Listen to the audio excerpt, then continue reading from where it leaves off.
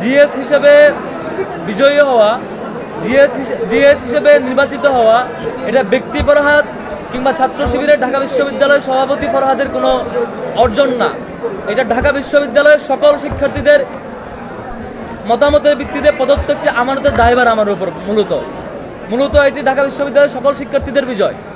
এটি ব্যক্তি ফরহাদ কিংবা ছাত্র শিবিরের ঢাকা বিশ্ববিদ্যালয়ের সভাপতির ফরহাদের বিজয় হিসেবে দেখবার কোনো সুযোগ আমার কাছে আমি ব্যক্তিগতভাবে মনে করি না।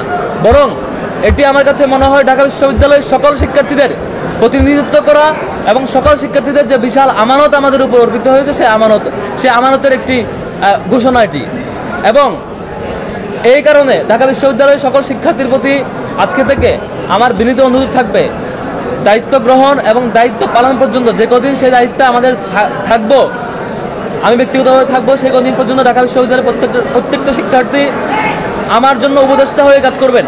ঢাকা বিশ্ববিদ্যালয়ের প্রত্যেকটা শিক্ষার্থী, আমি যদি আমার পথ চলায় কোনো ভুল করি, কোনো ভুল পথে পা বাড়াই, কোনো ভুল কিছু করি মনে হয় বিশ্ববিদ্যালয়ের শিক্ষার্থীর কাছে, বিশ্ববিদ্যালয়ের শিক্ষার্থী যাতে আমাকে সাথে সাথে ভুল শুধরে দেন এবং তার জায়গা থেকে আমাকে সমালোচনায় কাঠগড়ায় দাঁড় করান এবং একদম যেভাবে শুদ্ধে দিলে পরে আমার জন্য সেই পথচলাটা সঠিক পথে যায়, সেভাবে যেন সেই বিশ্ববিদ্যালয়ের শিক্ষার্থীরা আমাকে শুধরে দেন, সেই কামনা করব। একই সাথে আমার জায়গা থেকেও এই যে বিশাল আমানত, বিশ্ববিদ্যালয়ের শিক্ষার্থীদের প্রত্যাশা পূরণের জন্য, শিক্ষার্থীদের অধিকার বাস্তবায়নের জন্য যে বিশাল আমানত, আল্লাহ রাব্বুল আলামিনের কাছে দোয়া করি আল্লাহ রাব্বুল আলামিন যাতে শিক্ষার্থীদের এই আমানতের দায়ভার, এই আমানত রক্ষা করবার তৌফিক দেয়। এবং একই সাথে আমাদের কারো দ্বারা কোনোভাবে যাতে কোনো আমানতের খেয়ানত না হয়, শিক্ষার্থীদের প্রত্যাশার খেয়ানত না হয়, কোনো অপরচুনিটির খেয়ানত না হয়, যেটির মধ্য দিয়ে কাল কিয়ামতের মাঠে আমাদের বিশ্বাস অনুযায়ী আমাকে জবাবদিহিতার মুখোমুখি হতে হবে।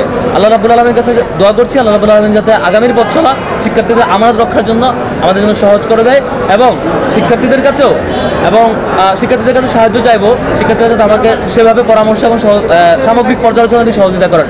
একই সাথে সারা বাংলাদেশের সকল আগ্রহী জনগণ যারা ডাকসুর ব্যাপারে কনসার্ন ছিলেন, ডাকসুর বিজয়ে খুশি হয়েছেন এবং ডাকসুতে আমাদের বিজয়ে আনন্দ প্রকাশ করছেন, তাদের প্রতি বিনীত অনুরোধ রাখবো, আমাদের এই বিজয়ের মধ্য দিয়ে আমরা কোনো বিজয় মিছিল কিংবা আনুষ্ঠানিক কোনো বিজয় র্যালির মধ্য দিয়ে আমরা প্রকাশ করতে চাচ্ছি না।